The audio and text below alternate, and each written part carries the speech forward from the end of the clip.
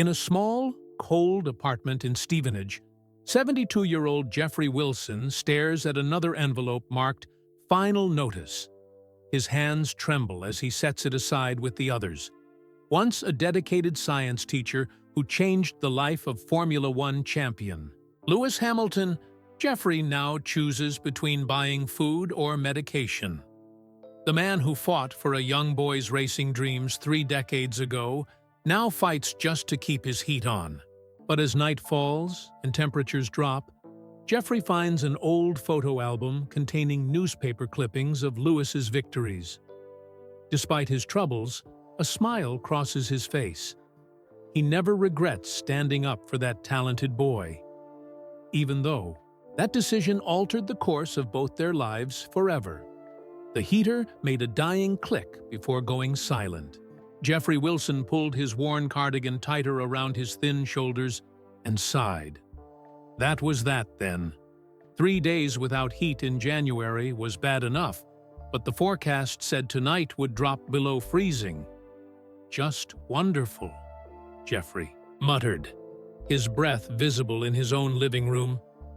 At 72, the cold bothered his joints more than it used to.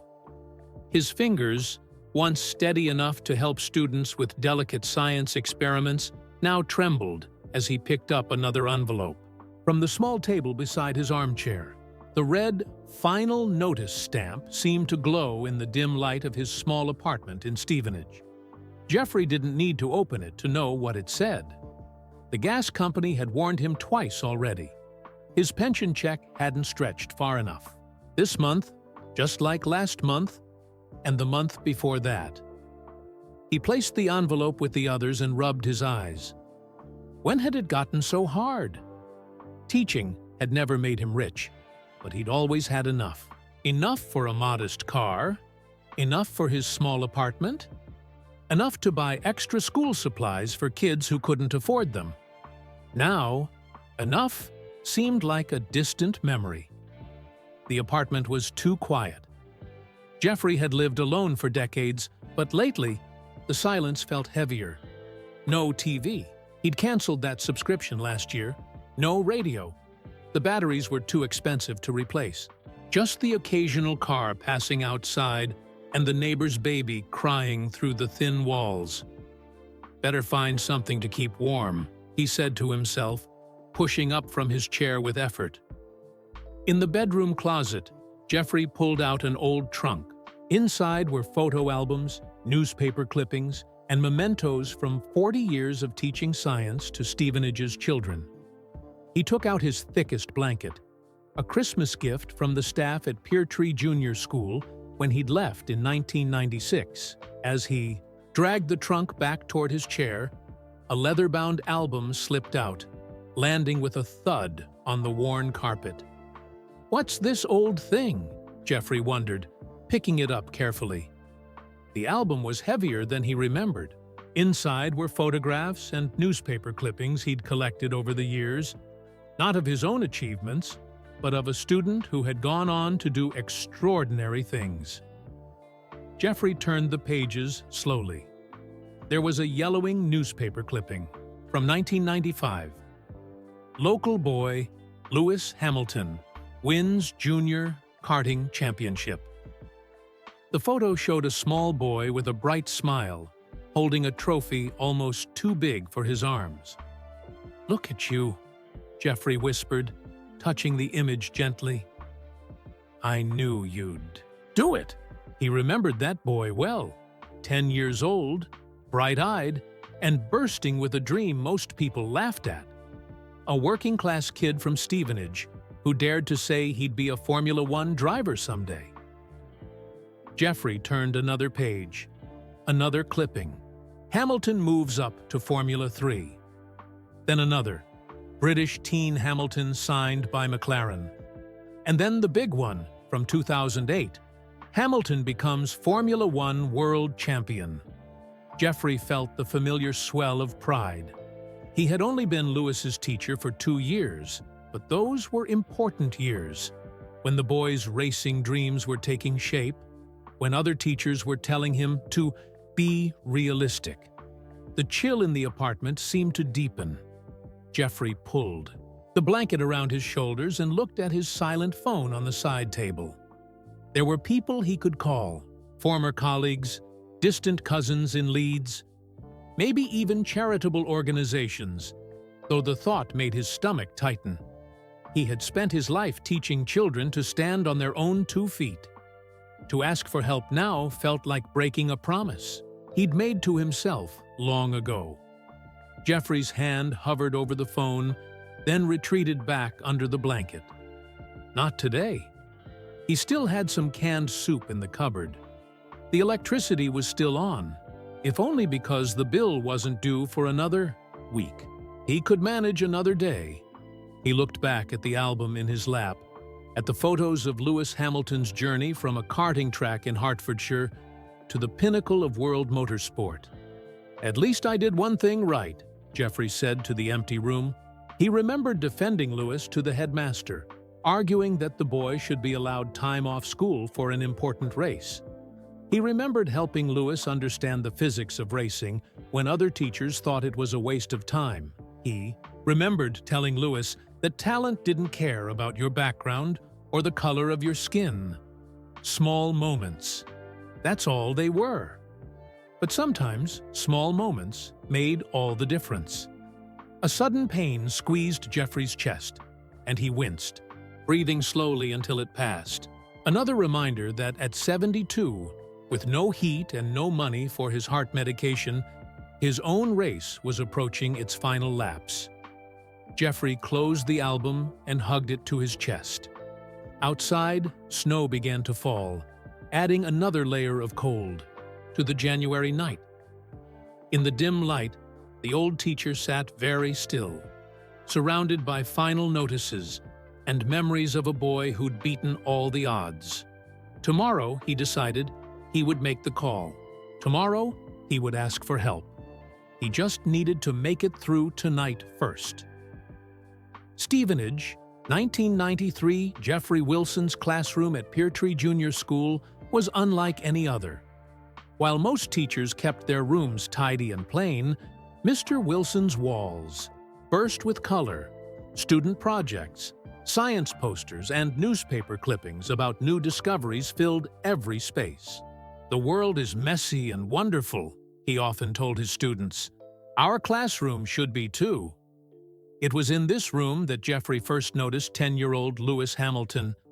Not because Lewis was one of the few black students in the mostly white school, though Jeffrey had noticed how that sometimes made the boy a target for unkind words. No, what caught Jeffrey's attention were the drawings. During a lesson about forces and motion, Jeffrey walked between desks to check his students' work. When he reached Lewis's desk, he found notebook margins filled with detailed sketches of race cars. Most teachers would have scolded the boy for not paying attention. Jeffrey paused. "These are quite good," he said quietly, so only Lewis could hear. "You've got the aerodynamics mostly right." Lewis's head snapped up, his eyes wide, with surprise, not at being caught drawing, but at having someone recognize what he'd drawn. "You know about race cars, sir?" Lewis whispered back. "A bit," Jeffrey nodded. "I follow Formula One. Mansell was brilliant last year, wasn't he?" The boy's face lit up like a light bulb. "Yes, and now Senna's at Williams. My dad says he's the best ever." "Your dad might be right," Jeffrey smiled. "Now, let's see your work on friction." That small exchange changed everything. In the following weeks, Lewis began staying after class to talk about racing. Jeffrey learned that Lewis had started karting at 8 years old. His father, Anthony, worked multiple jobs to pay for it. Railway worker by day, extra jobs at night, and still finding time to take Lewis to races on weekends. "Dad says I can be a Formula One driver someday," Lewis told him one afternoon while helping clean test tubes. Jeffrey looked at the boy, small for his age, but with a focus in his eyes that most adults never achieved. "If that's what you want, then work for it," Jeffrey said. Racing needs all kinds of talents. What Jeffrey didn't say was how rare it would be for a working-class kid from Stevenage to make it to Formula One. How the sport cost millions. How few black drivers had ever competed at that level. But something in Lewis made Jeffrey keep those doubts to himself. When Lewis brought his remote control cars for show and tell, Jeffrey helped him explain to the class how they worked. The PTU had other children were impressed, especially when Lewis demonstrated how he could control the car through tight turns without crashing. Lewis understands the physics better than he realizes, Jeffrey told the class. When you understand the science behind something you love, you can take it further than anyone thinks possible. Not everyone shared Jeffrey's approach. In the teacher's lounge, he overheard conversations. "Hamilton's gone racing mad," Ms. Perkins from English said. "All his writing assignments are about cars. It's unhealthy for a child to be so fixated." His math skills are good, Mr. Thomas admitted, but he needs to focus on academics, not this racing fantasy. Children need realistic goals. Jeffrey stirred his tea. Maybe what seems unrealistic to us isn't unrealistic to him. The other teachers exchanged looks. "Jeffrey," Ms. Perkins said gently, "you know how unlikely it is. Formula One drivers come from wealthy families. They have connections. They don't come from council estates in Stevenage." "Times change," Jeffrey replied. "Someone has to be first." Outside, the staff room, Lewis faced his own challenges. Jeffrey sometimes saw him alone in the playground, or heard the whispers when Lewis walked by. "My dad says people like him don't become racing drivers. He thinks he's special because he drives go-karts." One day, Jeffrey found Lewis sitting alone on the steps during lunch break. "Not hungry today?" Jeffrey asked, sitting down beside him. Lewis shrugged. "Just thinking." "About racing?" "About what Thomas Miller said." Lewis kicked at a pebble. "He said I should stop talking about Formula One because I'll never make it." Jeffrey was quiet for a moment. Then he pointed to the school track where other children were running. "See Julie there? She wants to be a doctor. And Mark wants to be a pilot. Emily wants to design video games." Jeffrey turned to look at Lewis. "All of those dreams are hard to achieve. Should they stop dreaming too?" Lewis shook his head. "Dreams aren't promises, Lewis. They're directions. They tell you which way to go, even if the path gets hard." Lewis considered this. "My dad says I have to work twice as hard as everyone else." Jeffrey nodded slowly. "Your dad is a wise man. The world isn't always fair, but that doesn't mean you can't change it." In science class, Jeffrey found ways to connect lessons to racing. When they studied friction, he used tire grip as an example.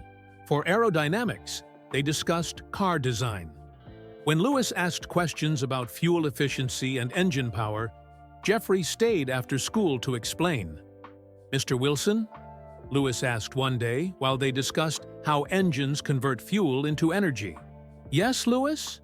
Why do you help me with racing stuff?" "The other teachers say I should focus on normal things," Jeffrey smiled. "Because education isn't about forcing everyone into the same mold. It's about helping you become the best version of yourself." He didn't tell Lewis about his own childhood, how teachers had discouraged his interest in science because his father was a factory worker, how he'd promised himself that if he ever became a teacher, he would never clip a child's wings. During parent-teacher conferences, Jeffrey met Anthony Hamilton. He saw where Lewis got his determination. A hard-working man with calloused hands and fierce love for his son. "Lewis talks about your class all the time, Mr. Wilson," Anthony said. "Says you understand why racing matters." "Lewis is a bright boy," Jeffrey replied, "and he's passionate. That's a powerful combination. Anthony nodded, his eyes showing a mix of pride and worry. Some say I'm filling his head with impossible dreams. Nothing's impossible until proven so, Jeffrey said. And Lewis seems determined to do the proving himself. By the end of that school year, Lewis had won 3 more karting trophies. He brought one to show Jeffrey. "This is just the beginning, sir," Lewis said, his young face serious but hopeful. "One day I'll bring you a Formula One trophy," Jeffrey smiled. "I'll hold you to that promise, Lewis Hamilton." Neither of them knew then that keeping this promise would lead to the biggest challenge of Jeffrey's teaching career, one that would change both their lives forever. Stevenage, 1994, the letter arrived on a Tuesday in April. Jeffrey found Lewis, waiting outside his classroom, hopping from one foot to the other, waving an envelope. "Mr. Wilson, I got in! I got in!" Lewis's voice echoed down the empty hallway. Jeffrey ushered the excited boy inside. "Slow down, Lewis. What did you get into?" Lewis thrust the envelope at him. "The British Cadet Karting Championship.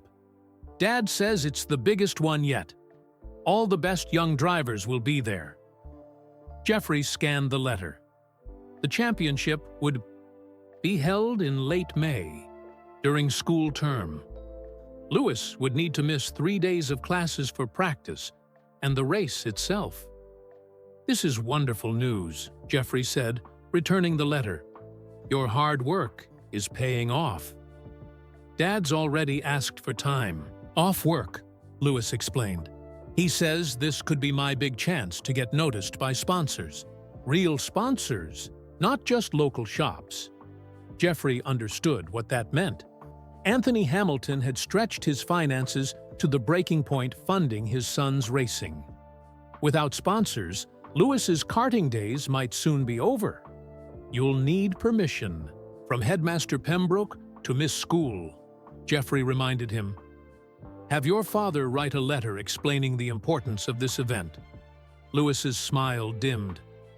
"The headmaster doesn't like me much." "He doesn't know you," Jeffrey corrected. "That's different." But in truth, Jeffrey shared Lewis's concern. Edward Pembroke had been headmaster at Peartree for 15 years.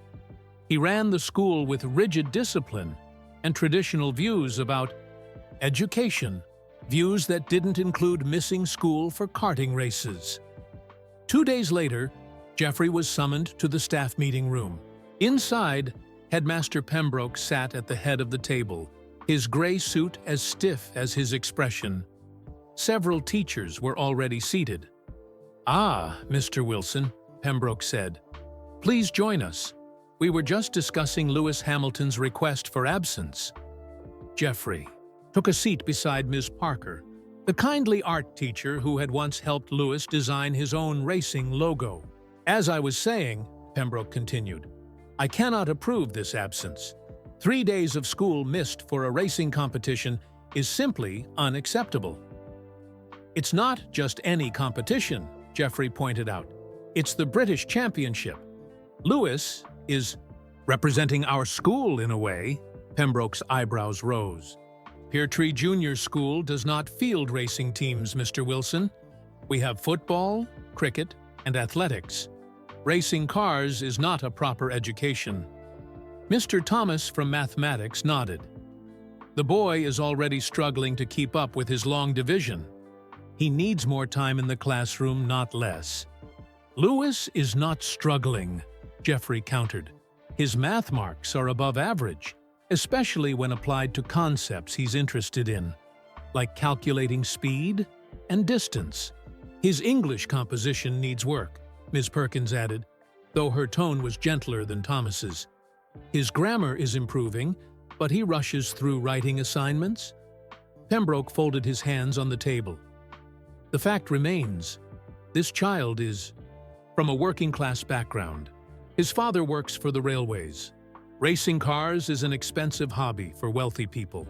We're doing him a favor by directing him toward more suitable career paths. The room grew quiet. Jeffrey felt heat rising up his neck. 25 years of teaching had taught him when to speak and when to stay silent. But something about Pembroke's dismissive tone broke through his usual caution. "With all due respect, sir," Jeffrey said, his voice steady, "I believe that's exactly the kind of thinking that holds talented children back." Pembroke's mouth tightened. "I beg your pardon?" "Lewis Hamilton has a remarkable gift," Jeffrey continued. "His understanding of physics and mechanics at 10 years old is exceptional. His focus and determination are unlike anything I've seen in a student his age." "Many children have hobbies they're passionate about," Pembroke replied coldly. "That doesn't mean we should encourage unrealistic dreams," Jeffrey leaned forward. "What makes his dream unrealistic, sir? The fact that he comes from a council estate? The fact that his father is a railway worker? Or the fact that there aren't many people who look like Lewis in Formula One?" The room went completely silent. No one ever challenged Headmaster Pembroke. "This directly." "Mr. Wilson," Pembroke said, his voice dangerously quiet, "you're overstepping. This is about academic policy, not about other issues." "This is about believing in our students," Jeffrey replied, "about seeing their potential, not their limitations." Ms. Parker cleared her throat. "Lewis did win the school art competition with his racing drawing. His talent is quite exceptional." Pembroke ignored her. "The boy is not going to be a Formula One driver. That's a fantasy. Our job is to prepare him for the real world." Jeffrey stood up slowly. Though not a tall man, his presence filled the room. "Sir, when I started teaching, people said working-class children shouldn't aspire to university. They said children from council estates should focus on trades, not professions. The world has changed because people challenge those assumptions." He looked around at his colleagues. "Lewis's father works 3 jobs to support his son's talent. He gets up at dawn to take Lewis to practice before school. He stays up late fixing carts to save money.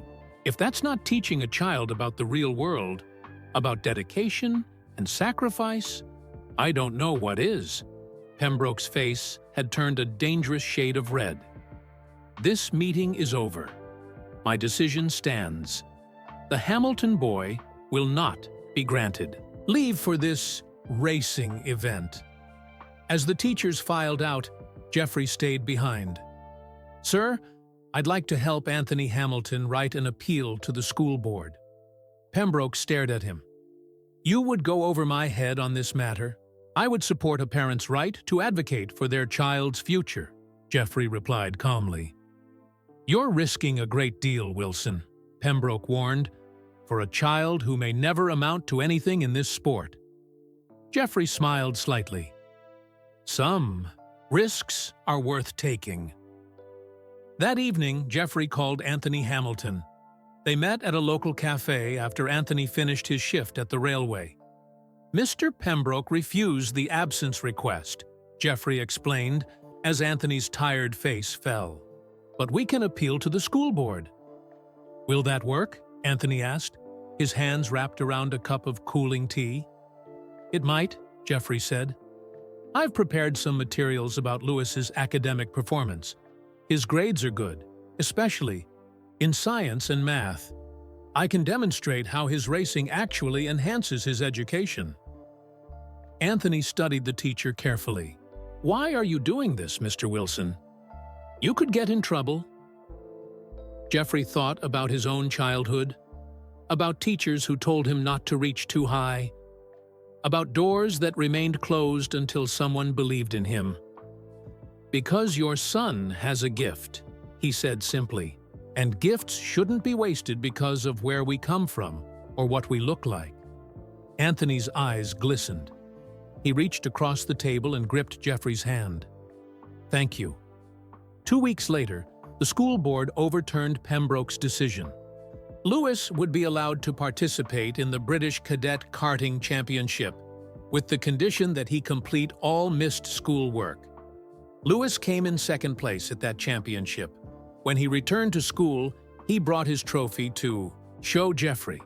"Next time, I'll win," Lewis said, his young face determined. Jeffrey smiled. "I believe you will." What neither of them realized was that Headmaster Pembroke was watching from his office window, his expression cold. The battle had been won, but the war was just beginning. Stevenage, 1995, 1996. The changes were subtle at first. Jeffrey's request for new science equipment was denied due to budget constraints. Yet the art department received new supplies, and Mr. Thomas got the calculators he'd been requesting for years. "Just bad timing," Ms. Parker told Jeffrey during lunch break. "The school budget is tight this year." Jeffrey nodded, but he knew better. In his 26 years of teaching, he had learned to read the signs. The next change came in September when class assignments were posted. Jeffrey had taught Year 6 science for 8 years straight. This year, he was moved to Year 4. "We need your experience with the younger children," Pembroke explained with a thin smile. "Mr. Langford will take over Year 6. Mr. Langford was 24, and in his second year of teaching. "I see," was all Jeffrey said. His new classroom was in the oldest wing of the building, where the radiators clanked but provided little heat in winter. The science supplies cabinet was half empty, and the sink often backed up. Still, Jeffrey made the best of it. He brought in his own posters, bought supplies with his own money, and continued to create a space where curiosity thrived. Lewis, now in Year 6, still visited Jeffrey during lunch breaks. His racing career was gaining momentum. "Dad found a sponsor," Lewis announced one day. "It's a small company, but they're paying for new tires and entry fees for the next 6 races." "That's wonderful news," Jeffrey said, truly happy for the boy. "Your hard work is paying off," Lewis beamed. "Dad says if I do well in these races, bigger sponsors might notice. That's how it works in racing. You start small and work your way up." Jeffrey smiled at the boy's understanding of the path ahead. Lewis Hamilton had a clear-eyed view of his dream, not as a fantasy, but as a ladder to be climbed one step at a time. "Mr. Langford doesn't explain things like you do," Lewis admitted. "He gets annoyed when I ask questions about engines or aerodynamics." Jeffrey chose his words carefully. Different teachers have different strengths. Try to learn what you can from each one. What he didn't say was that Pembroke had likely instructed Langford to discourage Lewis's racing obsession. In November, Lewis qualified for another major championship. This time, the request for absence went through without Jeffrey's involvement. Perhaps Pembroke had learned his lesson, or perhaps he simply didn't want another confrontation with the school board. Jeffrey attended the race on a cold Saturday morning. He stood among the parents and racing enthusiasts, watching Lewis maneuver, his cart with skill beyond his years. "He's got a natural feel for it," a man next to Jeffrey commented. "Watch how he takes that corner. Most kids brake too early or too late." Jeffrey nodded. He understands the physics intuitively. The man glanced at him. "You his teacher?" "Science teacher," Jeffrey confirmed. "Though not this year." "Well, whatever you taught him is working," the man said. "That boy's going places." Lewis won that day. The photograph in the local newspaper showed him holding his trophy high, his smile wide. In the background, almost out of frame, Jeffrey could be seen applauding, his face wet with what might have been rain, or might have been tears of pride. He bought 5 copies of the newspaper and kept them in his desk drawer. Back at school, Jeffrey's annual review came with unexpected criticism. "Your teaching methods are unorthodox," Pembroke said, sliding a form across his desk.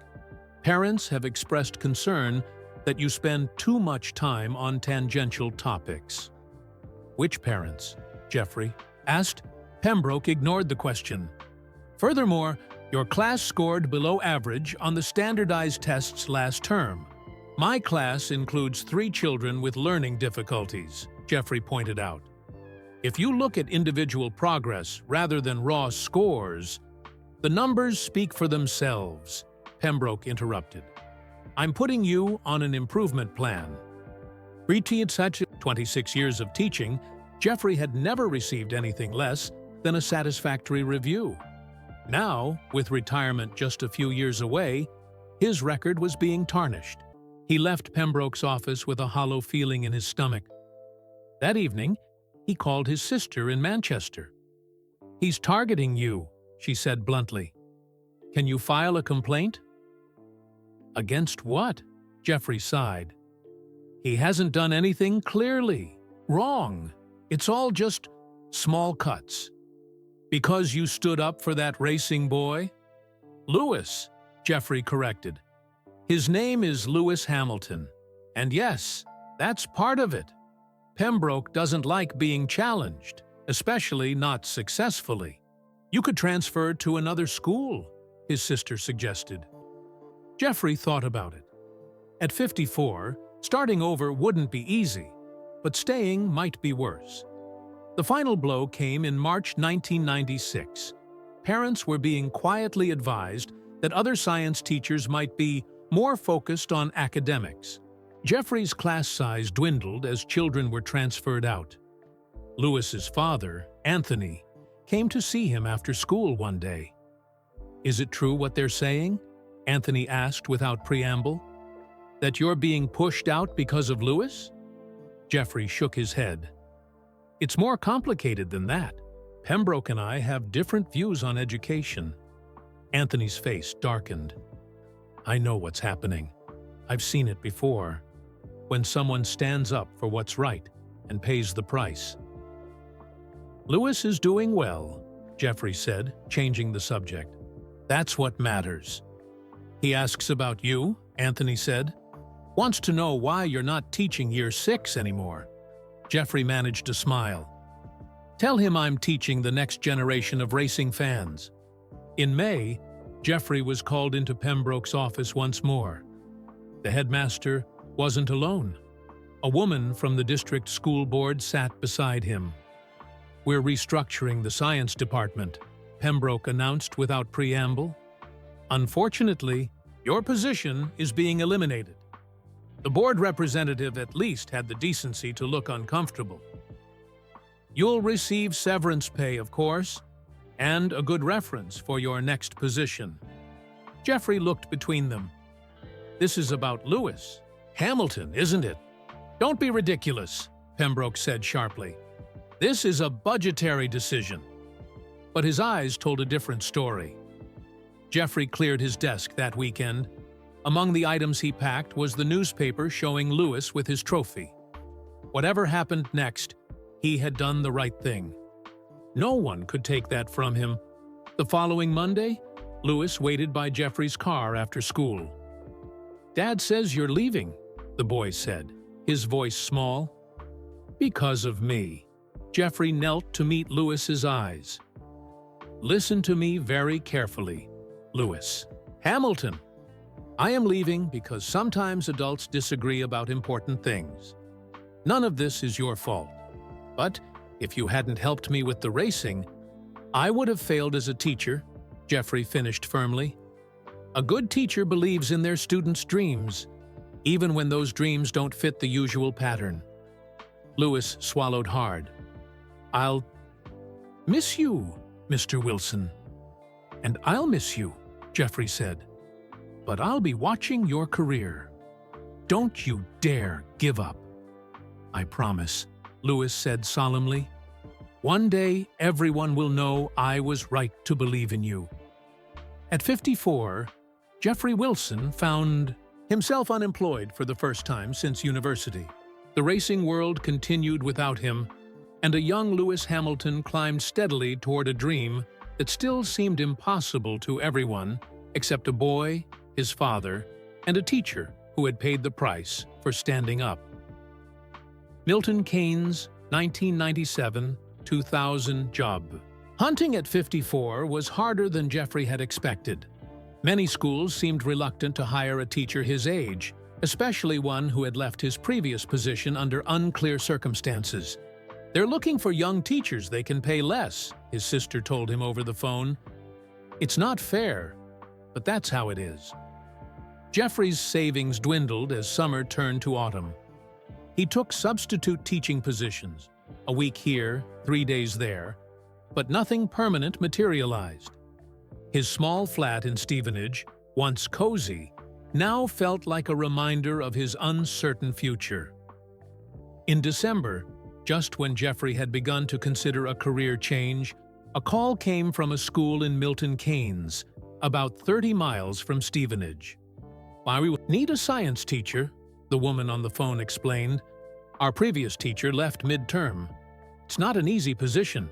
The school serves a challenging community." "I'm interested," Jeffrey said immediately. Milton Cross School sat on the edge of one of Milton Keynes's poorer estates. The concrete building was covered in graffiti, and the playground equipment showed years of neglect. As Jeffrey parked his car on his first day, he watched a boy kick a chain-link fence repeatedly. The principal, Mrs. Okonjo, was refreshingly direct. "Most of our students come from difficult backgrounds," she told him. "Many have parents who are unemployed or working multiple jobs. Some come to school hungry. We do what we can." Jeffrey nodded. "I understand. Your references are excellent," she continued. "Except for that final year at Peartree. What happened there?" Jeffrey considered his answer carefully. "I had philosophical differences with the headmaster about how to support students with unconventional talents. Mrs. Okonjo studied him for a moment. We have plenty of those here. Unconventional talents, I mean. What we don't have are enough teachers who recognize them." The classroom assigned to Jeffrey was a far cry from his room at Peartree. The walls were bare, except for a faded, periodic table. Half the chairs had wobbly legs. The science equipment cupboard contained mostly broken test tubes and dusty microscopes, but Jeffrey Wilson had never been one to dwell on difficulties. By the end of his first week, he had cleaned the room from top to bottom, fixed what furniture he could, and brought in posters from his own collection. The students were as challenging as promised. Most entered his classroom with the wary look of children who expected to be criticized or dismissed. They tested him constantly, disrupting lessons, refusing to participate, challenging his authority. Jeffrey met their testing with steady patience. When Darren Taylor refused to open his textbook, Jeffrey sat next to him and quietly explained the experiment they were doing. When Monique Harris called the assignment stupid and pointless, Jeffrey asked her what she would find more interesting. Slowly, trust began to build. Jeffrey lost touch with Lewis Hamilton. The boy would be 13 now, moving up through the karting ranks. Sometimes Jeffrey saw small mentions in the racing sections of newspapers. Lewis was doing well, very well. But Milton Keynes was far enough from Stevenage that their paths no longer crossed at local races. Still, Jeffrey kept his scrapbook, adding what newspaper clippings he could find. The boy he had defended was growing into the champion he had always believed Lewis could be. At Milton Cross, Jeffrey found himself using many of the techniques he'd developed with Lewis. When Marcus showed an interest in skateboarding, Jeffrey incorporated physics lessons about momentum and balance. When Jayla talked constantly about music, he helped her understand the mathematics of rhythm and the science of sound waves. "You get them," Mrs. Okonjo observed after watching one of his lessons. "You see past the attitude to the potential?" Jeffrey shrugged. "Children rise to the expectations we set. I simply set mine high." His science club became unexpectedly popular. Jeffrey had started it thinking of Lewis, focusing on cars and racing principles. He brought in model cars, explained how engines worked, and showed videos of Formula One races. To his surprise, 15 students showed up the first day. By the third week, the number had doubled. "Sir, can we build our own cars?" asked Tyler, a boy who had barely spoken in regular classes. "Why not?" Jeffrey replied. The project took months. Students designed model cars, calculated aerodynamics, tested different weights and materials. When the school couldn't afford proper supplies, Jeffrey bought them himself. "You can't spend your own money on school projects," Mrs. Okonjo protested when she found out. Jeffrey just smiled. "It's an investment in the future." What he didn't say was that his own future had grown uncertain. The commute from Stevenage was expensive. The pay at Milton Cross was less than he'd earned at Peartree. Each month, his savings account dwindled. A little more. But watching Samira's face light up when her car won the speed test, or seeing Michael finally grasp the concept of friction after weeks of struggle, these moments made the financial worries seem distant. When the science competition was announced, Jeffrey's students wanted to enter. "We've never entered before," Mrs. Okonjo warned. "The private schools always win. I don't want our children to be disappointed." "Let them try," Jeffrey urged. "They might surprise you." The entry fee was £50 per team. The school budget couldn't cover it. Jeffrey wrote a personal check without hesitation. Keisha Thompson couldn't afford the train fare to the competition. Jeffrey drove her there himself. Ryan Mills had no proper clothes for the presentation. Jeffrey took him shopping for a shirt and tie. Their project, a solar-powered car with parts salvaged from broken electronics, won third place. Not first, not even second. But for Milton Cross School, it was historic. "You see?" Jeffrey told his jubilant students. "No one can tell you what's impossible until you try it yourself." That evening, as Jeffrey drove home to Stevenage, he heard a news item on the radio about an up-and-coming racing driver named Lewis Hamilton winning a Formula Renault race. He smiled to himself. The boy was on his way. 4 years into his time. At Milton Cross, Jeffrey was called into Mrs. Okonjo's office. He expected another discussion about the science budget, or perhaps a new student with challenges. Instead, she looked concerned. "You're commuting from Stevenage every day?" "Yes," Jeffrey confirmed. "That's expensive," she observed. "And with our salary scale," Jeffrey shrugged. "I manage." Mrs. Okonjo leaned forward. "Jeffrey, one of our parents works at the bank. She mentioned seeing you there, arranging an equity release on your home." Jeffrey felt a flush of embarrassment. He'd hoped to keep his financial situation private. The science competition fees, the extra materials, the driving students to events. Mrs. Okonjo continued gently. "You need to think about your future, too." "These children are my future," Jeffrey replied simply. "Seeing them succeed is all the retirement plan I need." But as he drove home that night, past the age of 58, with his mortgage growing, instead of shrinking, Jeffrey wondered if he had been foolish. The pain in his knee was getting worse. His doctor had mentioned eventual hip replacement. How many more years could he keep teaching? Still, he didn't regret his choices. Not standing up for Lewis Hamilton all those years ago. Not taking the job at Milton Cross when better-paying options might have eventually appeared. Not spending his own money to give his students opportunities. Some investments couldn't be measured in pounds and pence. Some returns came in the form of children who discovered their own potential. Children who might otherwise have been overlooked, just as he had once been. 2007, Jeffrey's television was old.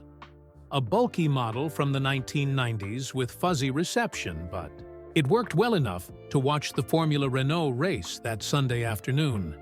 He sat forward in his armchair, eyes fixed on the screen, as the commentator's voice grew excited. And here comes Hamilton on the outside. What a move! The young British driver from Stevenage showing extraordinary skill again. Geoffrey's heart swelled with pride.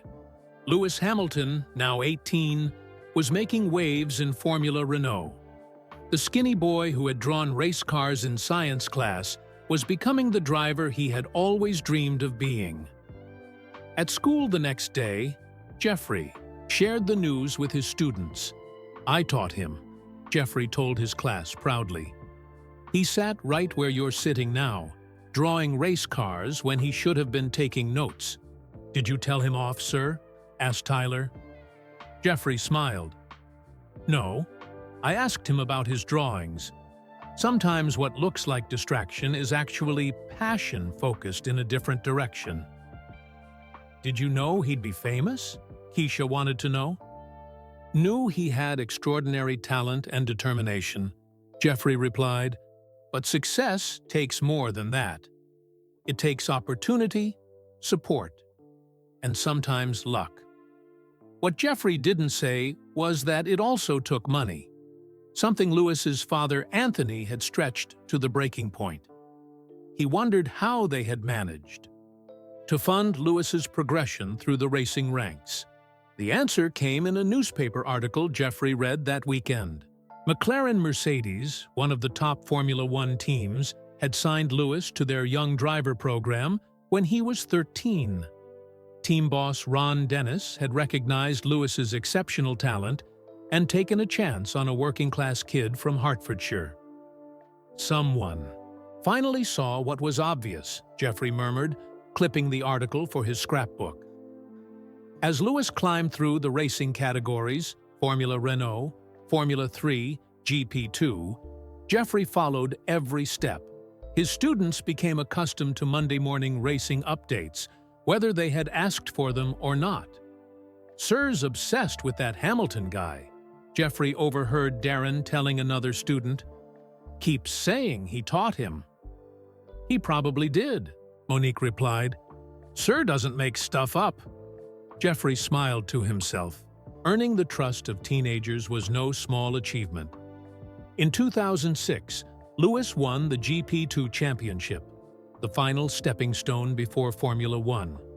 Geoffrey watched the race at home, alone, cheering so loudly that his neighbor knocked on the wall.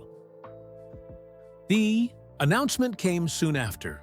Lewis Hamilton would drive for McLaren in Formula One for the 2007 season. He would be partnered with Fernando Alonso, the reigning world champion. "Too much, too soon," the pundits said. "He needs more experience." Geoffrey shook his head at the television. They still didn't understand what Lewis was capable of. By this time, Geoffrey's health was beginning to cause concerns. Years of standing in classrooms had worn down his joints.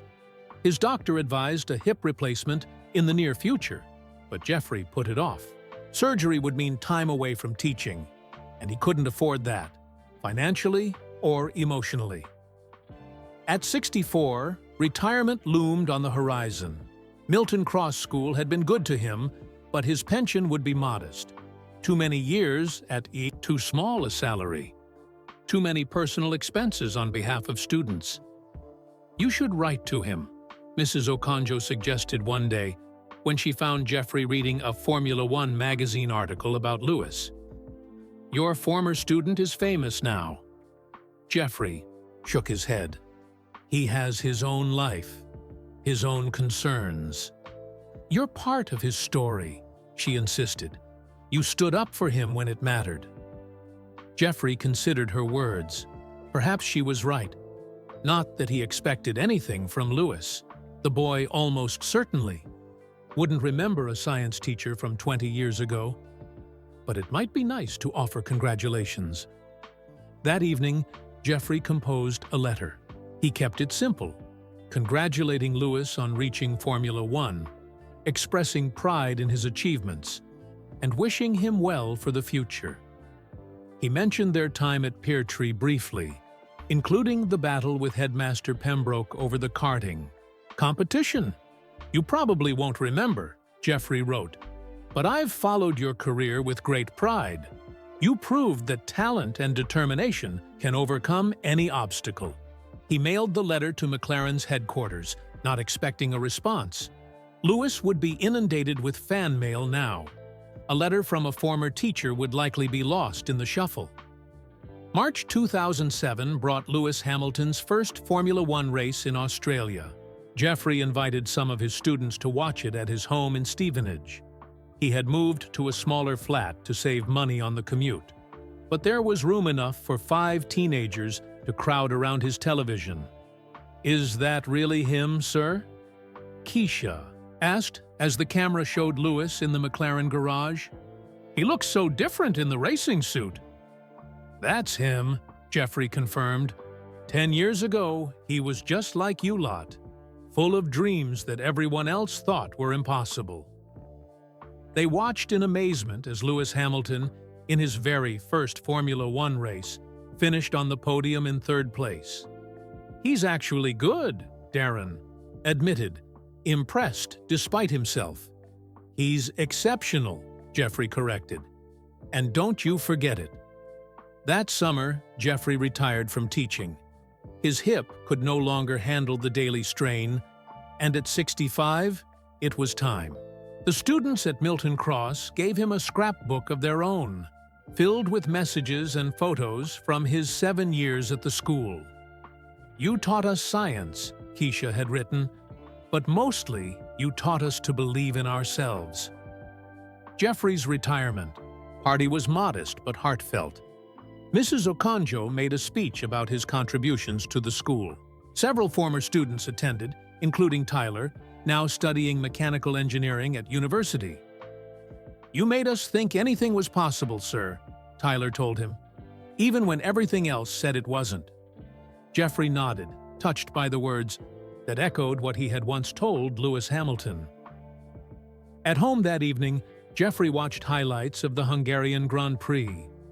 Lewis had won his first Formula One race earlier in the season and was challenging for the championship in his rookie year, something the experts had declared impossible. "I told you so," Jeffrey said to the television, a glass of celebratory whiskey in his hand. No response had come to his letter, but Jeffrey hadn't expected one. Lewis Hamilton was at the pinnacle of world motorsport now, focused on winning a key world championship. An old science teacher's congratulations would hardly register amid such high stakes. Still, Jeffrey felt connected to Lewis's journey, not because he took credit for the young man's success. Lewis and his father had earned every step of that remarkable rise, but because he had recognized the spark when others tried to extinguish it. "All I did was not stand in his way," Jeffrey would say whenever his new neighbors commented on his connection to the famous driver. "The talent was always there. I just refused to ignore it."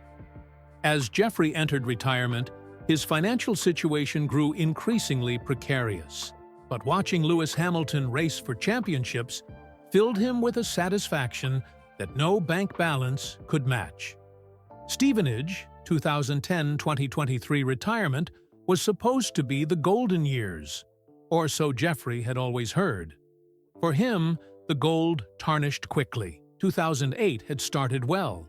Lewis Hamilton won his first Formula One World Championship in dramatic fashion, becoming the youngest world champion in the sport's history at that time.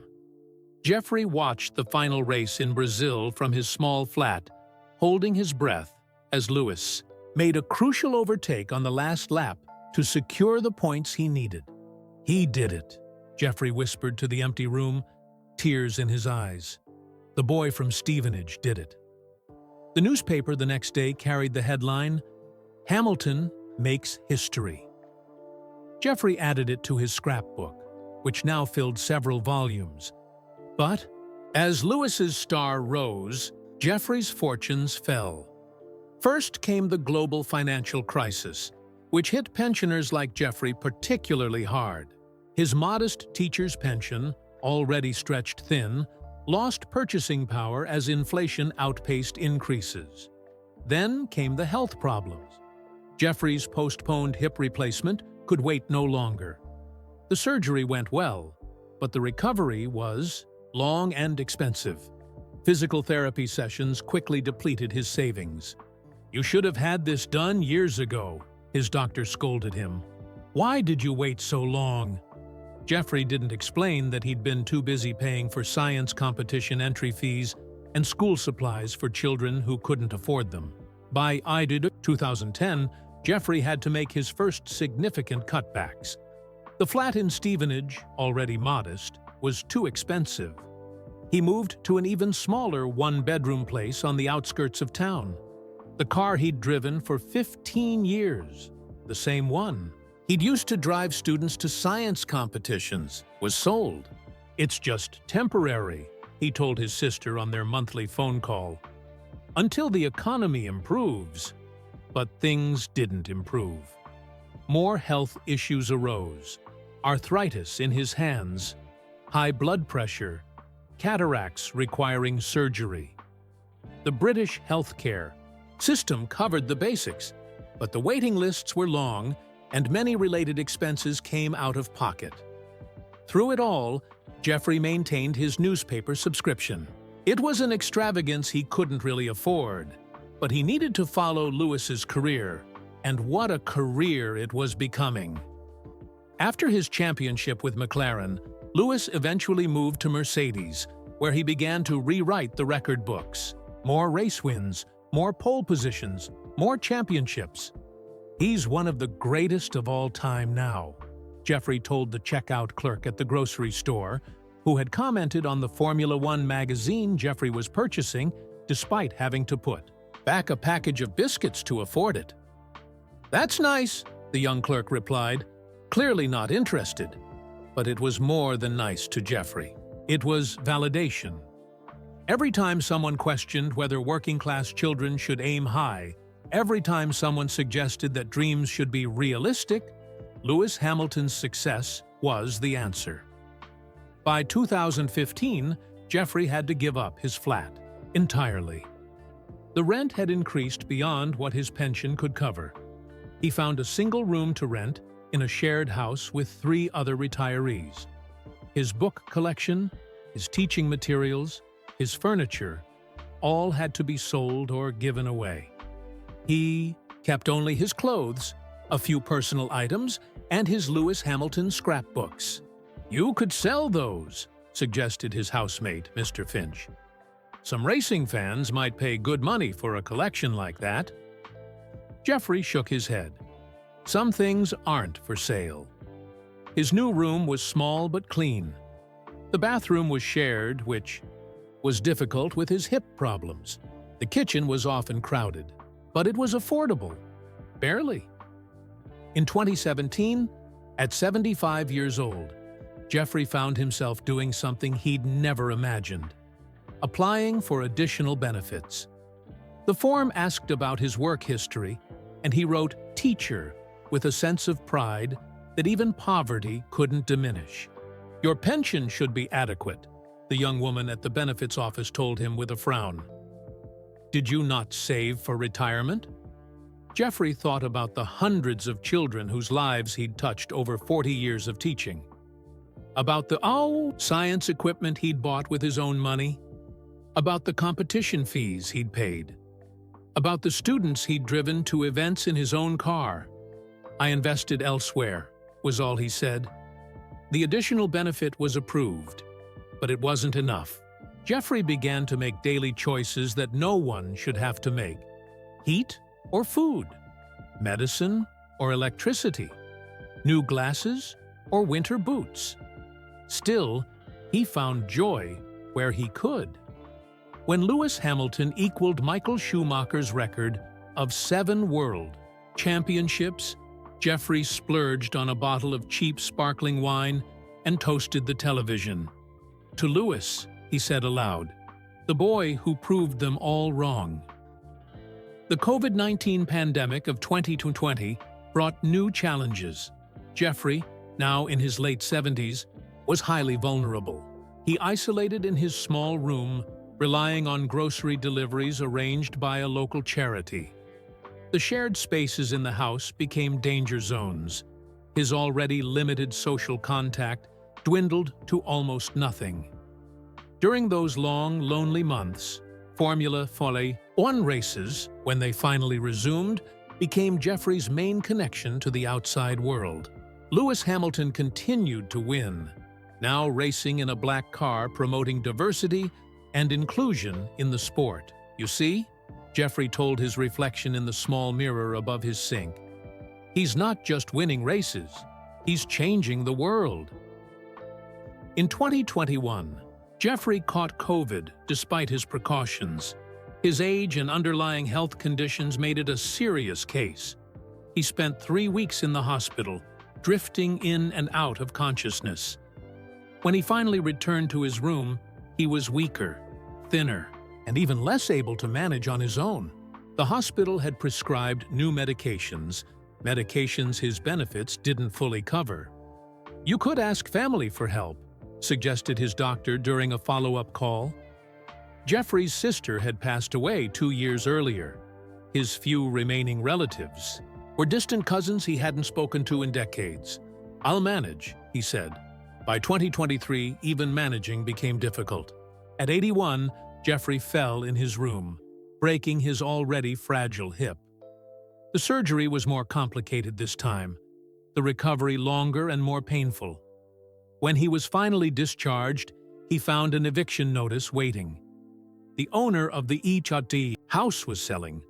All tenants had to leave within 60 days. "What about my rights?" Jeffrey asked the property manager who delivered the news. "You're on a month-to-month agreement," the man explained, without meeting Jeffrey's eyes. "Legally, they only need to give you 30 days. They're giving you 60 as a courtesy."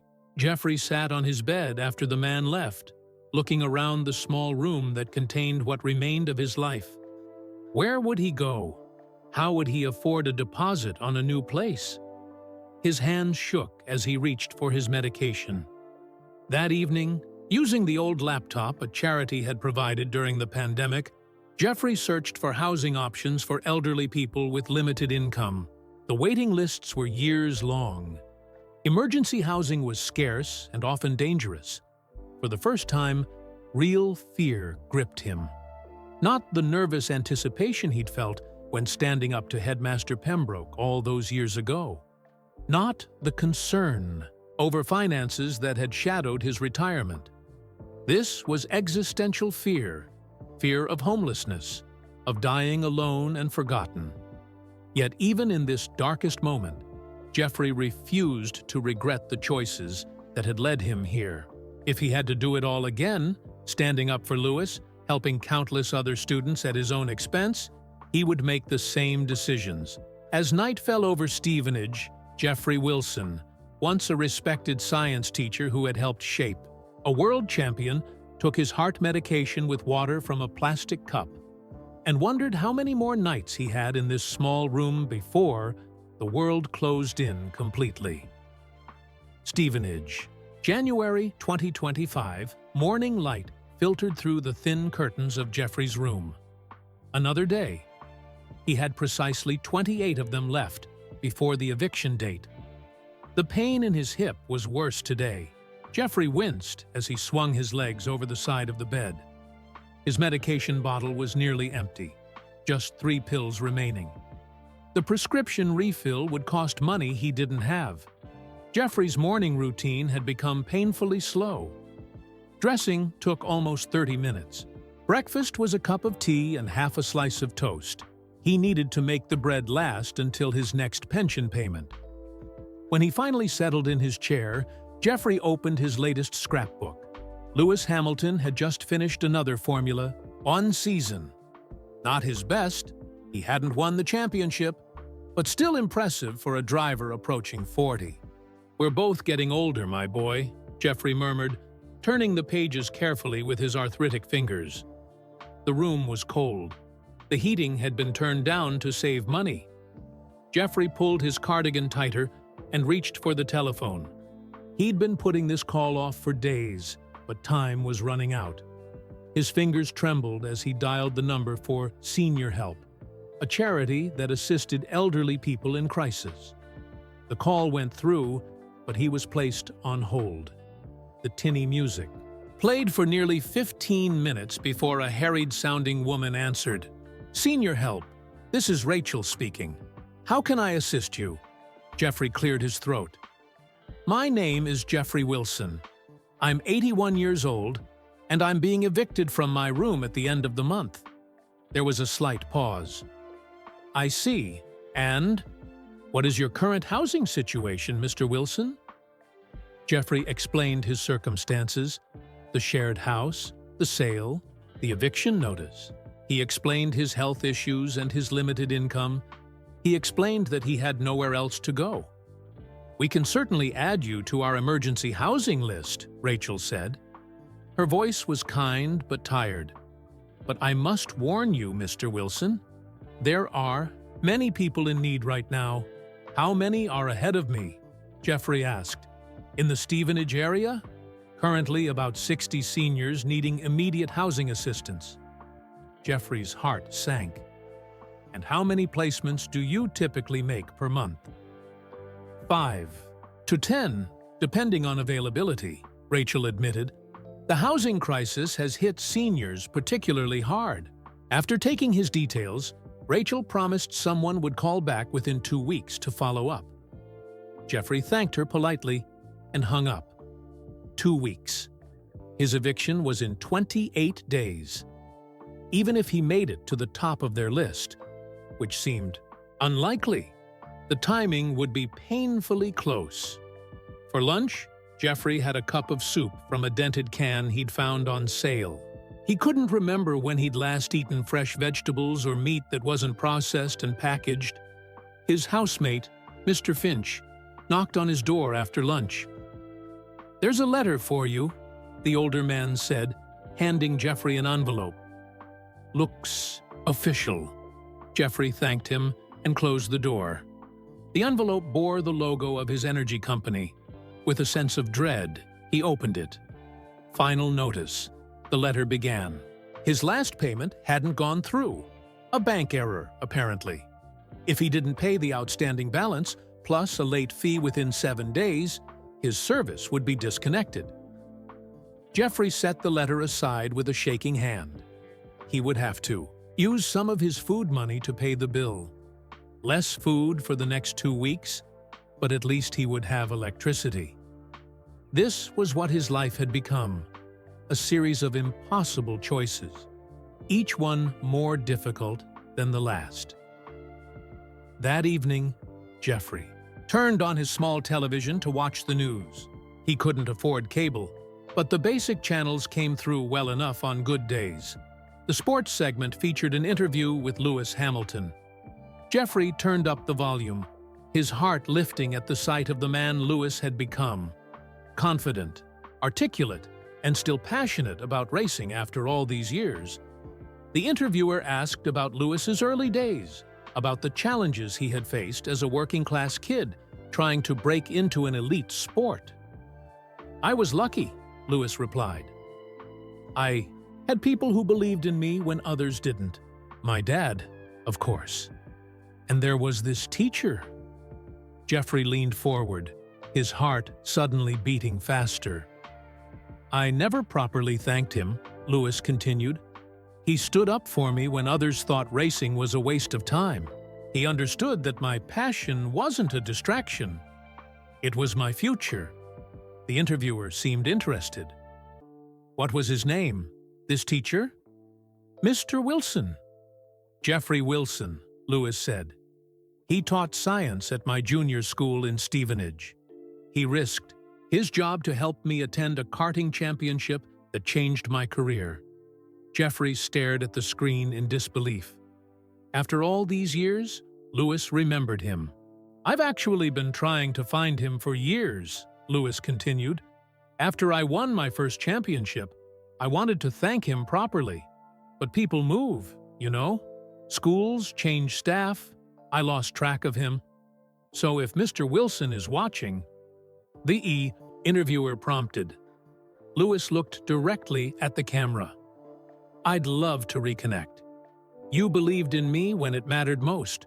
Everything that came after, all of it, started with people like you who saw something in me worth fighting for." Jeffrey's eyes filled with tears. He reached out, his gnarled hand touching the screen as if he could reach through it to the man who had once been a boy drawing race cars in his science class. "I'm here," Jeffrey whispered to the empty room. "I'm still here." But of course, Lewis couldn't hear him. The interview moved on to questions about the upcoming racing season. Jeffrey sat back in his chair, emotions washing over him in waves. Lewis Hamilton remembered him, had been looking for him. The thought warmed Jeffrey more than any heater could have. For a moment, just a moment, Jeffrey considered trying to contact Lewis. He could write to the racing team. He could call the television station that had broadcast the interview. But then reality reasserted itself. What would be the point? Lewis's life was full of people wanting things from him. Jeffrey didn't want to be one more person with a hand out, even if he desperately needed help. Better to preserve the memory of that interview, the knowledge that he had made a difference in Lewis's life. That was enough. It had to be. The next morning, Jeffrey awoke to chest pains. They had been happening more frequently since he'd started rationing his heart medication. Usually they passed after a few minutes of rest. This time was different. The pain grew sharper, spreading down his left arm. Jeffrey tried to reach for the phone, but his vision blurred. His legs gave way as he tried to stand. As he collapsed beside his bed, Jeffrey's last conscious thought was of Lewis Hamilton on the television, remembering a science teacher who had believed in him all those years ago. When Jeffrey didn't appear for the communal dinner that evening, Mr. Finch knocked on his door. When there was no answer, he called the landlord, who used his key to enter. They found Jeffrey unconscious on the floor. The ambulance came quickly, sirens wailing through the quiet Stevenage streets. At the hospital, the doctors worked to stabilize him. "Heart attack," the emergency doctor told the nurse, exacerbated by apparent medication non-compliance. "Any family to contact?" the nurse asked, looking through Jeffrey's wallet for emergency information. "None listed," the doctor replied. "Just write 'no known relatives' on the form." As Jeffrey lay unconscious in the hospital bed, machines beeping steadily around him, the television in the corner of the ward continued to play. The story of Lewis Hamilton's search for his former teacher had gone viral. Social media was flooded with the hashtag Find Mr. Wilson. But the man everyone was looking for couldn't hear any of it. He lay just 15 miles from Lewis Hamilton's childhood home, fighting for his life, alone and unrecognized. March 2025, the hashtag Find Mr. Wilson became the top trending topic on social media overnight. Lewis Hamilton's emotional appeal to find his former teacher had struck a chord with people around the world. Everyone has that one teacher who believed. "In them," wrote one social media user, "mine was Mrs. Lopez in 4th grade. I hope Lewis finds his Mr. Wilson." Morning television shows picked up the story. 7-time Formula One world champion Lewis Hamilton is searching for the teacher who defended his racing dreams when he was just a child, announced the presenter on Good Morning Britain. Jeffrey Wilson taught at Peartree Junior School in Stevenage in the early 1990s. If you have any information about his whereabouts, please contact the show. Lewis himself posted a longer message online. "Mr. Wilson saw something in me when others only saw a distraction. He fought for my right to pursue racing even when it cost him professionally. I want to thank him properly after all these years." The post included a grainy school photo from 1993. In it, a much younger Jeffrey Wilson stood with his class. His kind eyes and encouraging smile hadn't changed. though his hair had been darker then, his posture straighter. Former students began to share their own memories. Mr. Wilson was my science teacher, too. He let me design a solar-powered car for the science fair when everyone else was doing volcanoes. I remember him. He stayed after school to help me understand physics when I was struggling. Never made me feel stupid for asking questions. As the search intensified, journalists began digging into Jeffrey Wilson's career. They found records of his time at Peartree Junior School, ending abruptly in 1996. They tracked his move to Milton Cross School in Milton Keynes, where he had taught until retirement in 2007. But after that, the trail went cold. "It's like he disappeared," said one researcher on a popular podcast about the search. No social media presence, no property records after 2015. It's as if he simply vanished. Lewis Hamilton hired a private investigator to find his former teacher. "This is important to me," he told reporters before a Formula One test session. "Mr. Wilson believed in me when it wasn't easy or popular to do so. I want him to know what that meant to me." The investigator began methodically tracking Jeffrey's movements after retirement. He found the address of Jeffrey's first flat in Stevenage, then the smaller flat he had moved to in 2010. But the current occupants had no information about where Jeffrey had gone after that. Pension records showed payments still being made to an account in Jeffrey's name. So he was alive, or had been recently. But where? Meanwhile, in a hospital ward at Lister Hospital in Stevenage, Jeffrey Wilson remained unconscious. The doctors had stabilized his condition, but he hadn't yet regained consciousness after his heart attack. "Any change in patient in bed 14? Asked Dr. Patel during morning rounds. "Stable, but unresponsive," replied the nurse. "Still no visitors or family contacts." Dr. Patel frowned at the chart. "His condition is improving, but slowly. Make sure his social worker is updated. He'll need significant support when, if, he wakes up." In the bed, Jeffrey looked small and fragile. Tubes and wires connected him to machines that beeped steadily. His Lewis Hamilton scrapbooks remained in his rented room, now locked up by the landlord who was preparing for Jeffrey's eviction, conscious or not.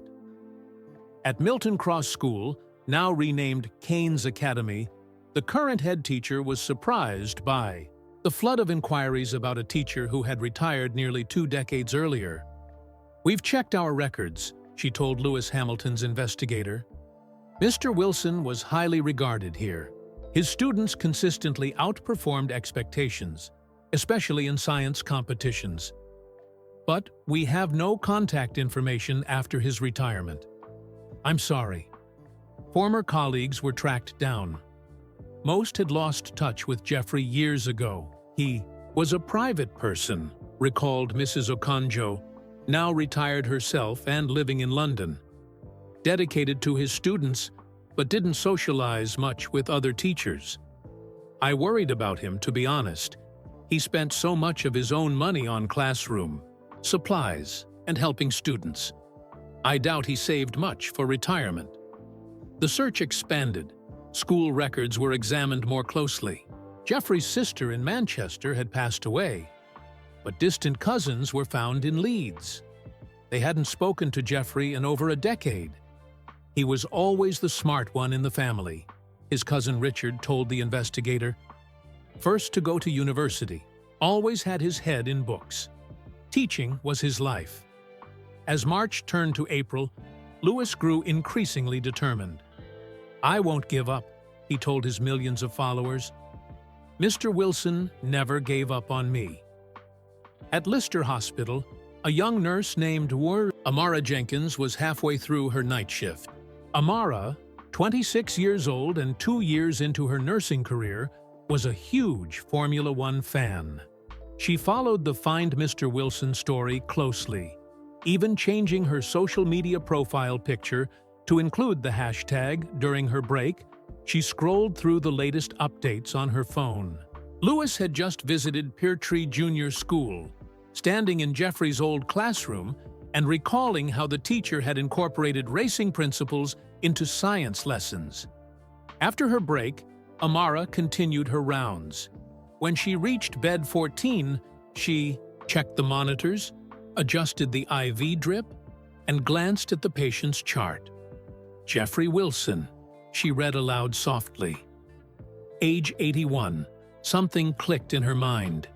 She looked more closely at the unconscious man's face. Then she pulled out her phone and found the school photograph Lewis had shared, zooming in on the young teacher's face. Could it be? The Jeffrey Wilson everyone was looking for, lying here unrecognized for over 2 weeks? Amara checked his admission. Details. Found in his room after a heart attack. Home address in Stevenage. Former occupation. Teacher. Her heart began to race. This couldn't be a coincidence. "Mr. Wilson?" she said softly, leaning closer to the patient. "Mr. Wilson, can you hear me?" Jeffrey's eyelids fluttered slightly, the first response he had shown in days. "Mr. Wilson," Amara tried again. "Did you used to teach at Peartree Junior School?" Jeffrey's eyes opened just slightly. He managed a weak nod. "Did you know Lewis Hamilton? Was he your student?" Jeffrey's dry lips parted. "He was..." His voice was barely audible. "One of my students." Amara's hand flew to her mouth. "Oh my God," she whispered. Then, more urgently, to Jeffrey. "Sir, he's looking for you. Lewis Hamilton is looking for you. The whole country is looking for you." A tear slipped from the corner of Jeffrey's eye and rolled down his weathered cheek. Amara rushed to the nurse's station, almost knocking over a cart in her excitement. "I found him!" she exclaimed to her startled colleague. "I found Mr. Wilson, the one Lewis Hamilton is looking for." Within an hour, the hospital administration had been notified. By morning, after confirming Jeffrey's identity through old employment records, they contacted Lewis Hamilton's team. As dawn broke over Stevenage, a text message arrived on Lewis's phone. "We found Mr. Wilson. He's at Lister Hospital in Stevenage. He's had a heart attack, but is stable." Lewis, who was in England between races, cancelled all appointments. His driver broke several speed limits getting to the hospital. As journalists began gathering outside, alerted by hospital staff who couldn't resist sharing the news, the Formula One champion slipped in through a side entrance, directed by security to a private elevator. The elderly man in bed 14, the invisible patient who had lain alone and unrecognized for weeks, was about to have a visitor at last, April 2025. The hospital corridor fell silent as Lewis Hamilton walked through it. Nurses and doctors who had seen him only on television or racing on their screens tried not to stare. He was shorter in person than many expected, but carried himself with the quiet confidence of someone who had conquered the world's racing circuits for 2 decades. "This way, Mr. Hamilton," whispered Dr. Patel, still not quite believing he was, guiding a 7-time Formula One world champion through his hospital ward. "He's been awake for short periods today. We've told him you're coming." "How is he?" Lewis asked, his voice tight with concern. "Stable, but weak," Dr. Patel replied honestly. "He suffered a significant cardiac event. His recovery will be slow." They paused outside the door to Jeffrey's room. Dr. Patel had arranged for him to be moved from the main ward to a private room once they realized who he was. "I should warn you," the doctor added. "He's been through a lot, not just the heart attack." Lewis nodded, understanding the unspoken message. "Can I have some time alone? With him?" "Of course." Dr. Patel opened the door. "Press the call button if you need anything."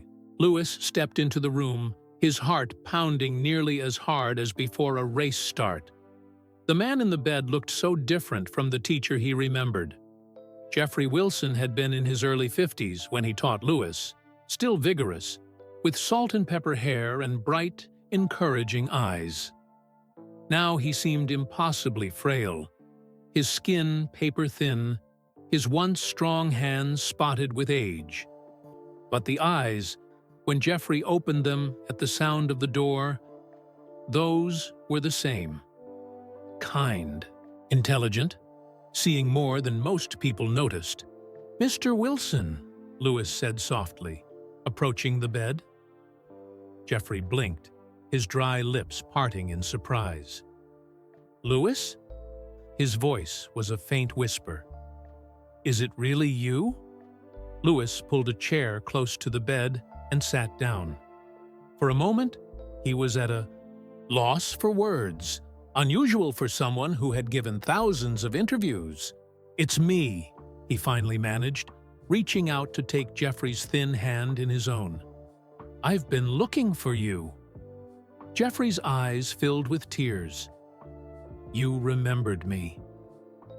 "How could I forget?" Lewis replied, his own voice breaking.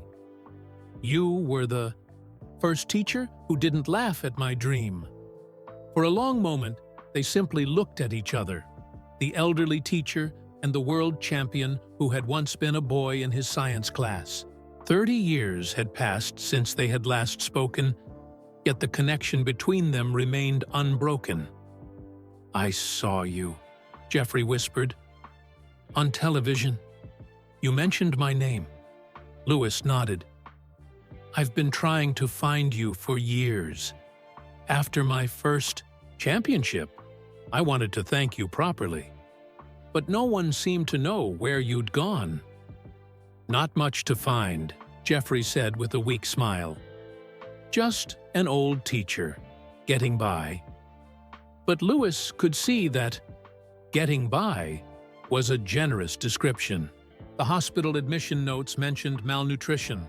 The nurses had told him Jeffrey had no visitors, no emergency contacts, and Amara, the nurse who had recognized him, had shared what little she knew about his living situation. A rented room, an eviction notice, medication he couldn't afford. "Why didn't you reach out?" Lewis asked gently. "All these years, I would have helped." Jeffrey's eyes closed briefly, a look of pride and dignity crossing his face, despite his weakened state. "That wasn't your job, Lewis. I was proud just to see you succeed. To know that you proved all those doubters wrong." He managed another, small smile. "Especially Headmaster Pembroke." Lewis laughed softly at the memory of the stern headmaster. "I still remember how angry he was when you helped my dad appeal to the school board. Worth every bit of trouble he caused me afterward," Jeffrey assured him. They talked for nearly an hour, despite Jeffrey's weakened state. Lewis shared stories from his racing career, the championships, the challenges, the evolution from a rookie driver to a respected veteran of the sport. Jeffrey told Lewis about his years at Milton Cross School, about the students he had taught there, about his retirement. What Jeffrey didn't mention was his financial struggles, his deteriorating health, or his looming homelessness.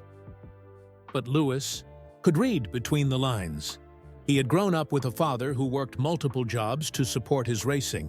He recognized the signs of someone who had sacrificed everything for others. As Jeffrey tired, his eyes beginning to close despite his efforts to stay awake, Lewis made a decision. "I'm going to help you get better," he told his former teacher. "And then we're going to fix everything else too." "Nothing to fix," Jeffrey protested weakly. "I've had a good life." "A good life that's going to continue," Lewis insisted. "You didn't give up on me. I'm not giving up on you." As Jeffrey drifted into sleep, Lewis sat with him a while longer. Then he stepped out to speak with Dr. Patel. "I want him to have the best care possible," Lewis said firmly. "Whatever he needs, specialists, treatments, rehabilitation, I'll cover all costs, Dr. Patel nodded. That's very generous.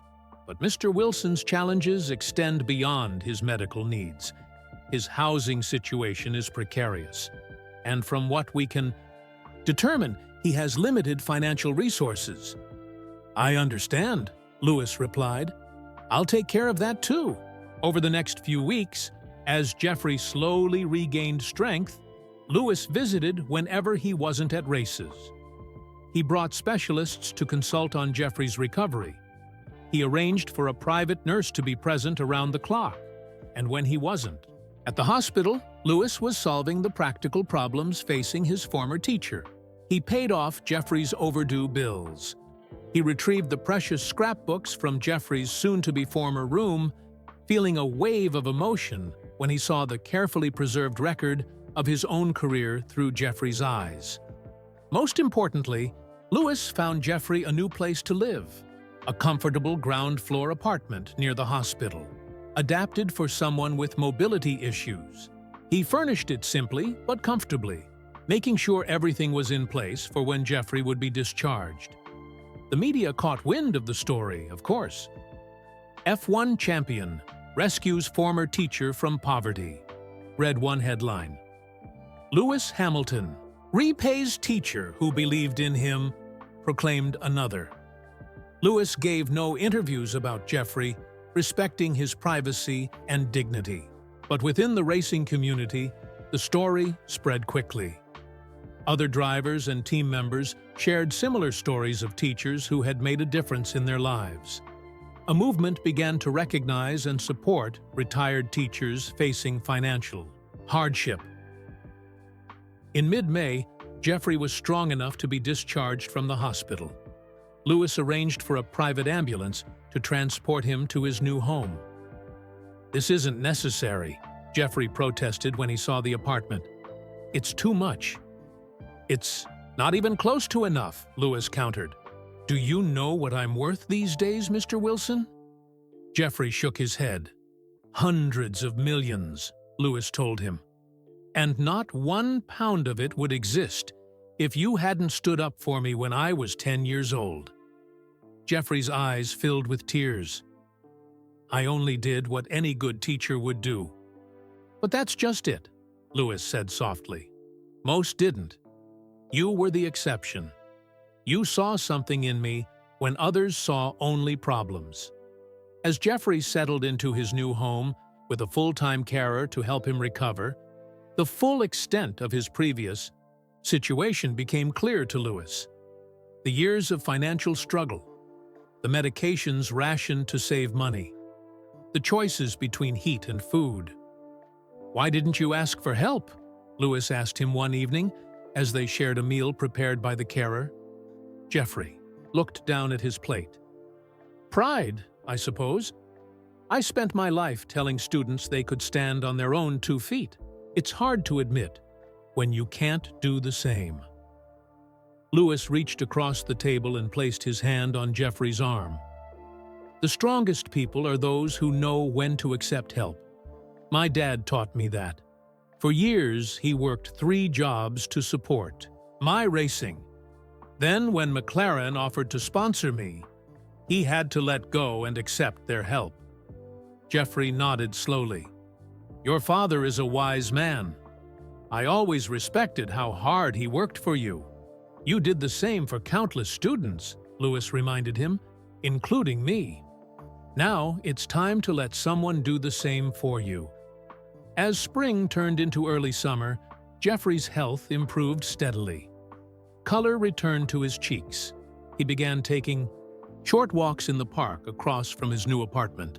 Sometimes people recognized Lewis when he visited, but most respected their privacy. One warm June evening, they sat on Jeffrey's small balcony, watching the sunset. I never expected any of this, Jeffrey said quietly. When I defended your racing all those years ago, I just wanted you to have a fair chance. Lewis smiled. You gave me much more than that. You showed me that someone outside my family believed in me. That made all the difference. The former teacher and his famous student sat in comfortable silence as darkness fell over Stevenage, the circle of their shared story finally complete. May 2025's Jeffrey recovered. Lewis discovered more about his former teacher's life after Pear Tree Junior School. Each revelation made him both proud and heartbroken. "These are from Milton Cross," Jeffrey explained one afternoon, showing Lewis photographs of science fair projects. "This one was built by a girl named Keisha. She came from a difficult home situation, but she had a brilliant mind for engineering." Lewis studied the photo of a solar-powered car model. "Like me and my race car drawings," Jeffrey nodded. "You inspired that, actually. After working with you, I realized how connecting education to a child's passion could transform their learning." Another photo showed a group of children holding a trophy. "Third place in the regional science competition," Jeffrey said proudly. "First time the school had ever placed." "That's amazing," Lewis said. Then he noticed something. "Is that the same competition date as the award?" Jeffrey looked confused. "Yes. Why?" "Because that was the same weekend as the European Grand Prix in 2000. I remember because it was one of my first big Formula 3 races." Lewis turned the photo over. "This says you were there with the students." "Of course. They needed a teacher to accompany them."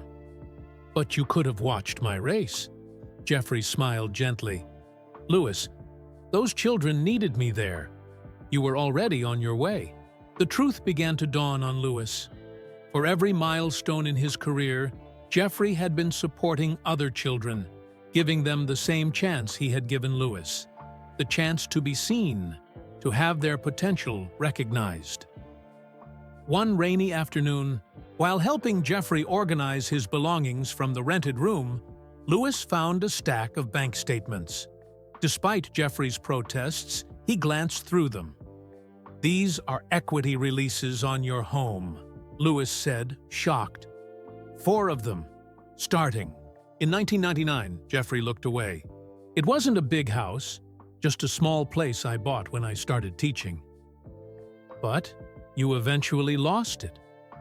Lewis continued reading the statements. "In 2015, you had to sell." "The money had to come from somewhere," Jeffrey said quietly. "For what?" "Science, competition fees, field trips for children who couldn't afford them, college application fees for promising students whose parents couldn't pay." Lewis sat down heavily on the sofa. "You spent your home equity on your students?" Jeffrey shrugged.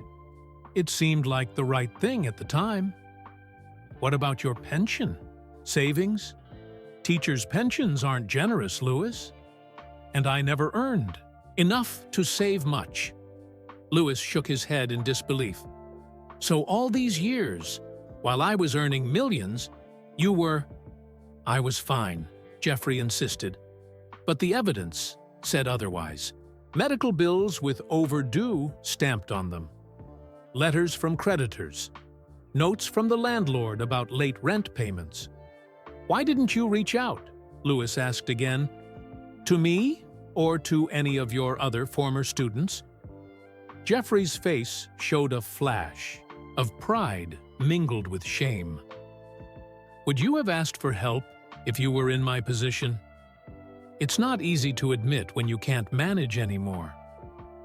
Lewis thought about this. "No, I suppose not. My dad was the same way. Too proud to ask for help even when he needed it." "It wasn't just pride," Jeffrey admitted. "I didn't want to be one of those people who appears after someone becomes successful looking for handouts." "It wouldn't have been a handout," Lewis said firmly. "It would have been me repaying a debt." Jeffrey shook his head. "You never owed me anything, Lewis. I was just doing my job." "No," Lewis corrected him. "Your job was to teach science. What you did was fight for my future." As Jeffrey grew stronger, Lewis arranged for a private doctor to visit him regularly. The doctor was concerned about years of inadequate medication and nutrition. "He's been rationing his heart medication," the doctor told Lewis privately. "Taking it every other day instead of daily. That's likely what led to the heart attack." Lewis was horrified. "Because he couldn't afford it?" The doctor nodded. "It's unfortunately common among elderly people on fixed incomes." When the doctor left, Lewis found Jeffrey in the living room, looking through one of his scrapbooks. "The doctor says you weren't taking your medication properly," Lewis said gently. Jeffrey didn't look up. "Medicines are expensive." "More expensive than your life? When you have to choose between heat, food, or pills, you make difficult decisions," Jeffrey replied simply. "You should understand that. Your father made similar choices to fund your racing." Lewis sat beside him. "That's different. Dad was investing in my future, and I was trying to extend my present," Jeffrey said with a sad smile. "Just long enough to see what became of all my students, especially you." As Lewis prepared to leave for the Monaco Grand Prix, he made sure everything was arranged for Jeffrey's care in his absence. The carer would stay full-time, meals would be delivered, a physiotherapist would visit 3 times a week. "This is too much," Jeffrey protested again. "It's not nearly enough," Lewis insisted. "I'm setting up a trust for you. You'll never have to worry about money again." Jeffrey looked distressed. "I don't want to be a charity case, Lewis." "You're not," Lewis said firmly.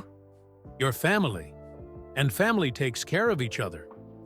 Before leaving, Lewis took Jeffrey on a drive. Not in one of his sports cars, Jeffrey wouldn't be comfortable in those, but in a spacious sedan with a driver.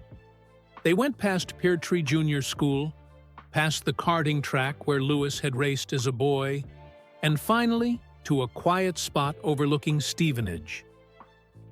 "I used to come here to think," Lewis said, "when kids at school were giving me a hard time about racing, when people said I couldn't make it." Jeffrey nodded. "It's peaceful." "I want to ask you something," Lewis said, "and I want an honest answer." "Of course. Why did you believe in me when no one else did? Was it just because you liked racing too?" Jeffrey considered this. "Partly, but mostly because I recognized something in you that I'd seen in myself as a boy, a passion that others dismissed as impractical. For me, it was science. For you, racing. What happened to your passion?" "Oh, I lived it," Jeffrey assured him.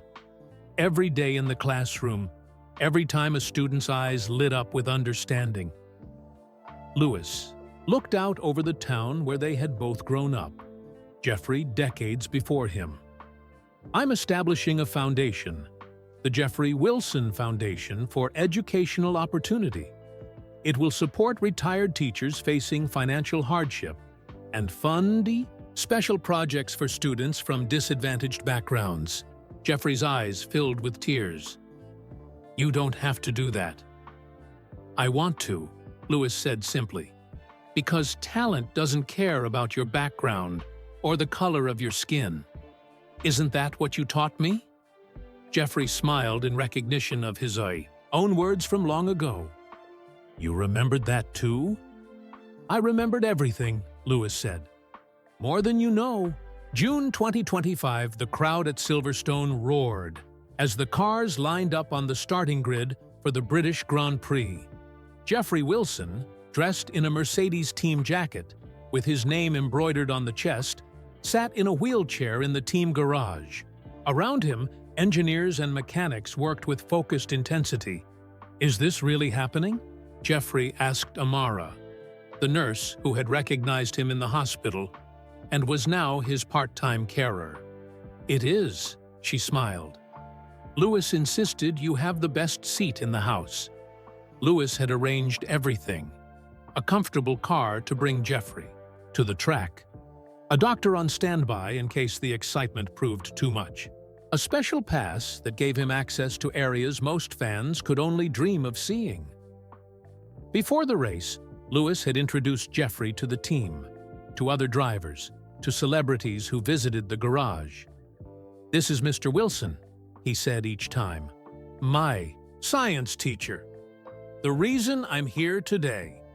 Some looked confused.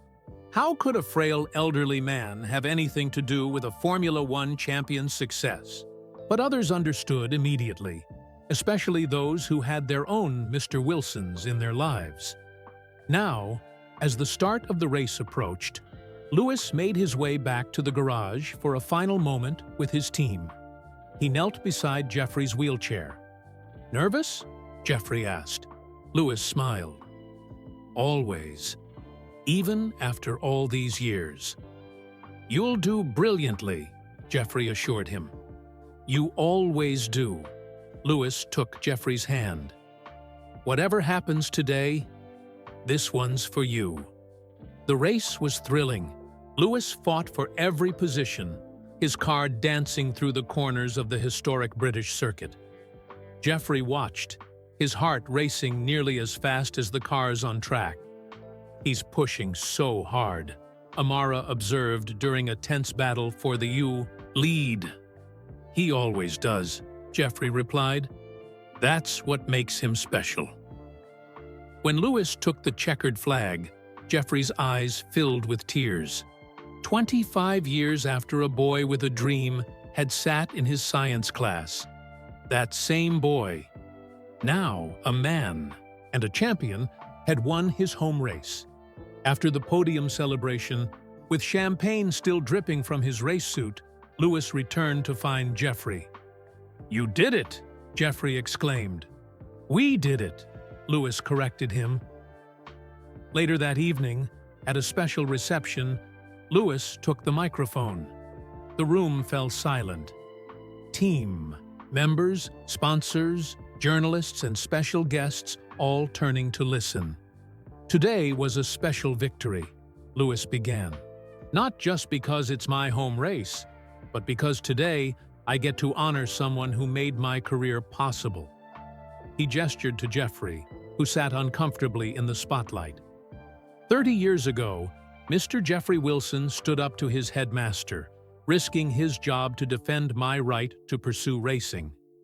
He was the first teacher who didn't laugh at my dream of becoming a Formula One driver. Lewis's voice grew emotional. What I didn't know until recently was how much that stand cost him. He lost his position. He struggled to find new work. Yet, he went on to inspire hundreds more students, many from disadvantaged backgrounds like mine.